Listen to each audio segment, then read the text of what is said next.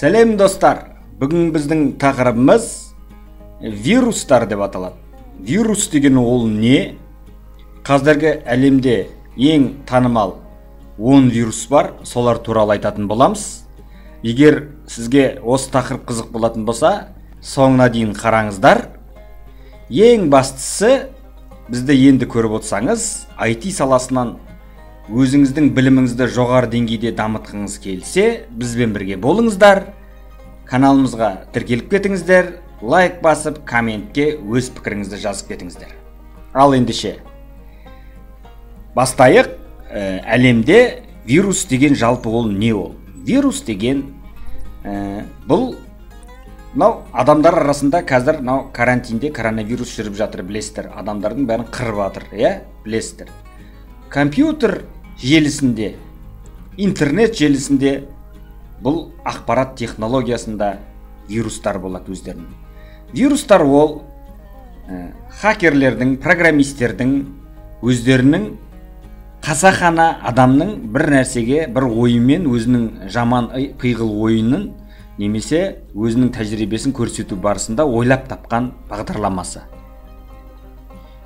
Вирус қалай жасалады? Вирусты мысалға қазіргі әлемге танымал вирустар білесіздер. DOS атакалар дейді, кибератакалар дейді.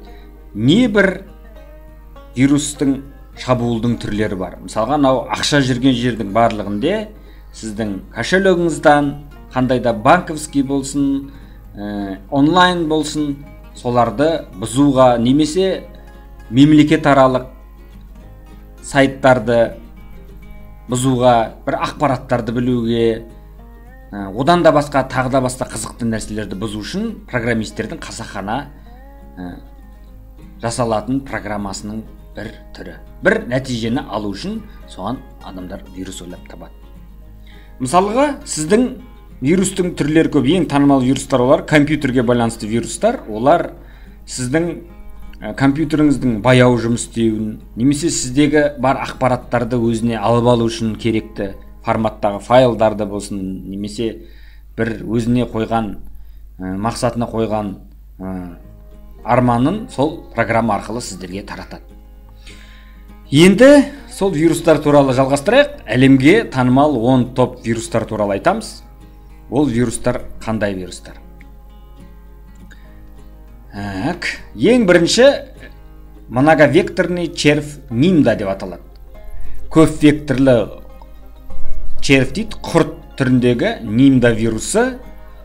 Ол компьютерлік вирус. Бұл файлдарды сіздің компьютеріңіздегі соларға әсер ететін вирустың бір түрі. Бұл 2001 жылы танымал болған вирустың түрі. Егер осындай вирусты кездесіп жатсаңыздар, абай болыңыздар. Бұл вирустың ерекшелігі, нимда деген вирустың керісінше аударатын болсаңыздар, админ деген мағынаны білдіреді. Админ деген сөзді білесіздер. Егер IT саласында естіген болсаңыздар, админ деген барлық нәрселерді, барлық компьютердағы действияларды басқаратын пользовательді, қолданушыны, немесе серверлер болсын, қандай сала болсын, оны администратор дейді. Мысалға, барлығын басқарушы деген мағынаны білдіреді. Сол атпен қойылған ең қауіпті вирустың бір түрі. 10-шы орындағы вирус қазіргі таңда. Бұл вирустың ерекшелігі 22 минут ішінде интернетте рекорд жасап, өзі танымал болған. Бұл вирустың таралатын көп жері кездесетін бұл электрондық почталарда, немесе желілік ресурстарда көп кездеседі. Желінің ішінде білесіздер, общий папка ашады, сетевой, оларға передача дейді, файлдарды жібереді. Сондай нәрселермен тарап, өзінің ісін жалғастырады. Көбінесе вредоносных веб-сайтов дейді, осындай сайттарда, вирусқа батқан сайттарда да сайттармен еріп жүре береді. 9-шы орында бізде конфигер деген вирус бар. Ол да атақты құрт вирусының категориясына жатады. Бұл Windows операциялық жүйесінде танымал, көп қолданылады.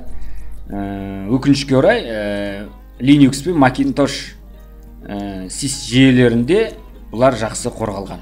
Бұларға ол жүйелерге әсер ете қоймайды. Сондықтан Linux қазіргі таңда ең атақты операциялық жүйелердің бірі болып тұр. Бұл вирус 2008 жылы пайда болған. Бұл вирустың рекорды 12 миллион компьютерді осы уақытқа дейін өзінің жұқтырмалы әрекетін жасап келген екен. Тағы не айтамыз? Microsoft осы вирусты ойлап тапқан адамды табу үшін $250 мың ақша бөлген екен. Бір қиналған кездерде. Соны жолын шешу үшін, алдын алу үшін сондай ақша тіккен екен. Бәс тіккен көрдіңіздер компаниялар қиналған кезде осындай премиялар, награждение не дейміз жаңағыдай. Өзінің вирусқа деген жаңағы нелерін қояды екен. Бәстерін, ақшаларын осыны ойлап тапқан адамдарды, осыны шешетін адамдар болса, соған осындай сыйақы ұсынған екен. Жалпы осы вирус әлем бойынша 9,1 көріп тұрсыздар, 9,1 миллиард ақша құртқан екен. Бүкіл дүниежүзі бойынша өзінің қастандығын тигізген екен. Көрдіңіздер, вирустер қалай әсер етеді. Одан кейін 8-ші орында бізде танымал вирус ол Stormworm деген. Бұл да троян категориясына жатады. Троянский вирустар естісеңіздер, бұл да танымал вирустардың бірі. Соны троянский конь деп атайды бұны. Stormworm деген. Бұл да Windows операциялық жүйесінде кеңінен таралған. Бұл 2007 жылы пайда болған. Көп жағдайда бұл электрондық почталарыңыздың хат алмасу нәтижесі кезінде жақсы кездеседі. Нандай тақырыпша бойынша кездеседі екен, көп жағдайда. 230 адам қайтыс болған Европаның штормдық нәтижелері бойынша деген ағылшынша былай жазылып тұр, мына жерде көріп отырсыздар. 230 did a storm batters Europe деген кездессеңіздер осындай. Міне осындай тақырыпшада абай болғандарыңыз өте абзал. Өйткені бұл вирустың тигізер әсері өте зор. Сондықтан мұндай сообщениялар келіп жатса, оқымаңыз, мүмкіндігінше почтаңыздан ашпаңыз. Тағы не айтамыз бұл вирус туралы? Бұл вирустың кесірінен әлем бойынша 10 миллионнан астам компьютер осындай қатерлікке ұшыраған екен. 7-ші орында бізде танымал вирустың бірі ол Чернобыль деп аталады. Чернобыль деген атақты Ресей мемлекетіндегі қаланы естеріңізде болса, соның атына танымал. Бұл да компьютерлік вирус. Тайвань студентінің Чен Ин Хао деген баланың есімімен аталған 1998 жылы ойлап табылған екен.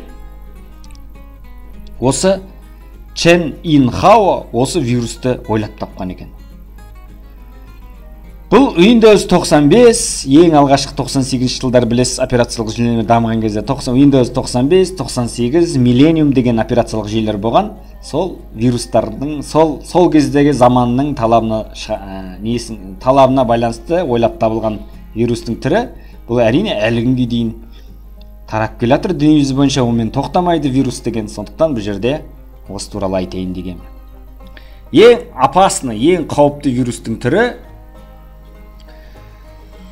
бұл вирус биостыда компьютеріңіздегі барлық биостың микросхемасын және де сонымен қатар барлық компьютеріңіздегі жостық дискідегіңізде қатқыл жостық дискіңіздегі информациялардың бәрін түгелдей жойып шығады. Бұл вирус кездессе ол өте қауіпті. Компьютеріңіздегі бар ақпараттардан айырылып қалу мүмкіндігіңіз өте жоғары. Сондықтан Чернобыль деген вирустан сақтану керек. Әлем бойынша 500 мыңнан астам компьютер, сонымен қатар 1 миллиард ақша убыткі дейді, кесірін тигізген екен әлем бойынша. мына жерде енді айтады, осы вирусты ойлап тапқан Чен Ин Хао көптеген жаңағы нелерге алынған екен, сындарға, соның ішінде Gigabyte компаниясына жұмыс істейді екен. Gigabyte'ты білесіздер, материнский плата шығарады. Сондай атақты танымал компанияның бір түрі. Одан кейінгі вирус 6-шы орында Melissa деп аталады. Melissa бұл почта арқылы тарайтын вирустың түрі, 99 жылы пайда болған. Бұл ең бірінші 50 адрес бойынша Outlook білесіздер. Outlook программасы Microsoft'тың өзімен бірге жүретін почта арналған программаның түрі, сол арқылы таралған екен. Бұның файлдың байқасаңыздар интернетте осындай, сіздерге айтып кетейін, list.doc деген расширениемен, docты білесіздер, Word'тың форматы list.doc деген осындай почтаңызға хат келіп жатса, бір жерде кездестіріп жатсаңыз, абайлаңыз, оны ашудан бұрын ойланыңыз. Көп жағдайда жаман порно сайттарда дейді, сондай бір болған шығар, компьютеріңіз вирусқа түсіп қалып, одан кейін сізге пароль алу үшін ақша требовать етіп, міне осы Melissa вирусы сіздерде Қазақстанда көп тараған мұндай вирустар кездесіп жатса, бұрын сондай жаман сайттарда или бір какой-то бір сайттарға кіріп кетіп, танымайтын сіздің пароліңіз, Windows'ыңыз блокировать етіп, сізге парольді айту үшін ақша төле деп келіп тұрса, осы Melissa вирусының кездескеніне таңғалмаңыз. Бұл 80 миллион ақша құртқан екен осы уақытқа дейін, ана алдыңғы вирустарға қарағанда аздау. Одан кейінгі 5-ші орында бізде SQL Slammer деген вирус бар. Бұл да құрттар, компьютерлік құрт категориясына жатады. Бұл IP адрестер арқылы тарайды екен. IP адрестерді білесіздер, әр компьютердің өзінің IP адресі болады. Интернет желісінде немесе мекеме арасындағы, компьютерлік желістердің арасында сетевой байланыста IP адрестер жүреді. Сондай IP адрестер арқылы жақсы тарайды екен.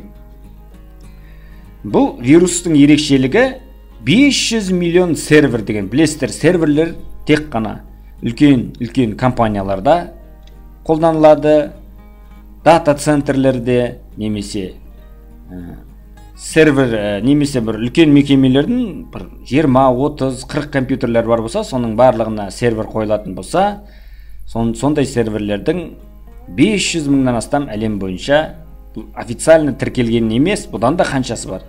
Соның ішінде осындай серверлерді құртқан екен. Тағы не айтамыз? Енді 4-ші орында бізде CodeRed деп аталады. CodeRed бұл вирус червя вирусының категориясына жатады екен.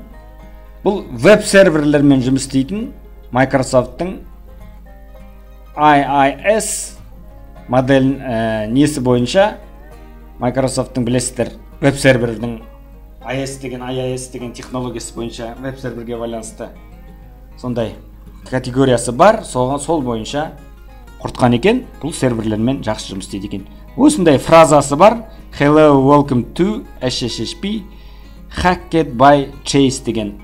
Егер сайтпен айналысатын болсаңыз, сіздің сайтыңызды бұзып кетіп жатқан жағдай болатын болса, немесе веб-серверіңіз болатын болса, осындай сайтыңызды ашпай қалып, немесе серверіңізде осындай сообщениенің кеп тұрғанын көрсеңіз, онда сіздің компьютеріңізға бұл вирус шықты дегенді білдіреді. Бұл 2 миллион 6 миллиард доллар не құртқан екен, ущерб жасаған екен дүниесі бойынша. Одан кейін SOBIG-F деген. Бұл да компьютерлік желі. Бұл 24 сағаттың ішінде миллионнан астам компьютер Microsoft'тың операциялық жүйесін жұқтырып үлгерген екен, рекорд жасап. 19 август күні 2003 жылы. Көріп отырсыздар, вирустардың қызметі қандай. Енді бұл барлығын тоғып айта бермейміз. Ең басыларын айтып жатырық. SOBIG-F бұл әлем бойынша қазіргі 3-ші орында тұрған ең танымал вирустың түрі. Одан кейін 2-ші орында тұрған бізде MyDoom деген вирус бар. Бұл почтовый червь дейді, поштаңызда кездесетін құрттың түрі. Microsoft Windows пен жұмыс істейді. Бұл 2004 жылғы Бергеректе пайда болған. Тағы бұл мынандай атпен келеді екен почтаңызға: привет, тест, ошибка, система доставки почты, уведомление о доставке, сервер отчетов деген сияқты осындай файлдармен вложенный сіздерге келген осындай файлдармен, осындай аттармен кеп тұрса, абайлаңыздар, оны ашпастан бұрын. Өйткені танымал вирусты осындай атпен келеді екен. Бұл вирустарды қайдан білемін? Әрине, көп компаниялар жаңағы бастарына тигеннен кейін қанша ақшалар кеткеннен кейін, осы вируспен алысқаннан кейін қанша жылдан осындай аттармен статистикаға енеді әлем бойынша. Осындай әлем бойынша статистикамен бізге көрсетіп отыр. Жалпы осындай почтаға файлдар келетін болса, аттармен абайлағандарыңыз абзал. Энди дегенде осындай көрдіңіздер, атақты, осында абайлау керек. Енді бірінші орында танымал өте әлемді, қалай айтамыз, әлемнің талай шашына қартқан дейміз ба, талай компаниялардың мазасын алған вирустың түрі, ол Бергеректе пайда болған вирустың түрі I love you деген. Естеріңізде болса, осы Қазақстанда да бір жылдары қатты тарады. Социальный әлеуметтік желілер түрінде, компьютерлар түрінде. Ең компьютердің біздің Қазақстанға, біздің компьютерлер білесіздер, кеш дамиды біздің Қазақстанда. Қандай да бір программа шықса да опозданиемен кешігіп келеді. Сондықтан бізде осы 2000 жылдан кейін осындай вирустардың болғанын мен өз көзіммен талай көргенмін. Осындай форматта келеді, текст форматта love letter for IU деп. Осындай сияқты вирустардың сообщениялар келіп тұрса, сіздерге осындай Outlook'тарға немере осындай сообщение почтаңызға осындай немен келіп тұрса, ашпағаныңыз әбден абзал. Өйткені қауіпті вирус, қауіпті вирус. Бұл 3 миллионнан астам компьютерді Windows-тың управлениесі басқаруымен жұғып үлгерген екен. Бұл 2000 жыл электрондық почта арқылы, айтып отырмын ғой, 2000 жылы I love you деген вложенный файлмен осындай міне love letter for you text VBS деген немен ки тараған екен. Көбісі компьютерді ол кезде білмейтін біздің жұмыскерлеріміз немесе пользовательдеріміз, қолданушыларымыз ашып қойған кездері болу керек талай. Ол бір ашсаңыз, сіздің флешкеге салып бір жерге апарсаңыз, немесе почтамен біреуге бір файл жіберсеңіз, сіз арқылы басқа компьютерлердің бәрін құртып ары қарай тарата бересіздер. Не айтамыз? Бұл вирустың әлем бойынша келдірген кедергісі 10 мен 15 миллиард ақш долларын құртып үлгерген екен.